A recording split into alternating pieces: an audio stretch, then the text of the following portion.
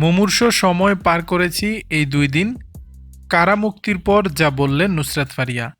গাজীপুরের কাশিমপুর মহিলা কেন্দ্রীয় কারাগার থেকে জামিনে মুক্তি পেয়েছেন রাজধানীর ভাটারা থানায় দায়ের করা হত্যাচেষ্টা মামলায় গ্রেপ্তার চিত্রনায়িকা নুসরাত ফারিয়া।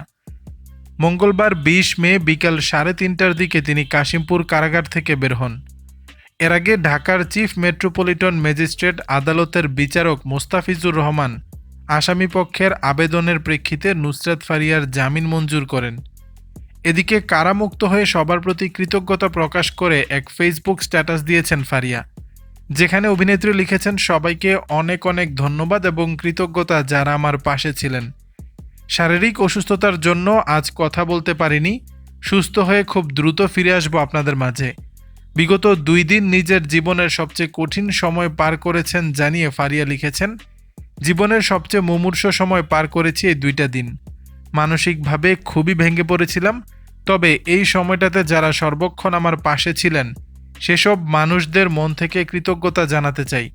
আমার সহকর্মী থেকে শুরু করে ইন্ডাস্ট্রির সবাই, এমনকি আপামর সাধারণ মানুষ যারা আমার হয়ে কথা বলেছেন, ন্যায়ের পক্ষে কথা বলেছেন, পাশে থেকেছেন, তাদের এই সাপোর্ট ভালোবাসা আমি আজীবন মনে রাখব। ফারিয়া আরও লেখেন, আপনারা পাশে না থাকলে হয়তো এত দ্রুত আপনাদের মাঝে উপস্থিত হতে পারতাম না। বিশেষ করে ধন্যবাদ দিতে চাই আমাদের গণমাধ্যম কর্মীদেরকে, তাদের এই সাপোর্টটা ভীষণ দরকার ছিল। আমি সবসময় মনে রাখব আমার প্রতি আপনাদের ভালোবাসার কথা। এর আগে রোববার দুপুরে থাইল্যান্ড যাওয়ার সময় ঢাকার হজরত শাহজালাল আন্তর্জাতিক বিমানবন্দর থেকে আটক করা হয় নুসরাত ফারিয়াকে।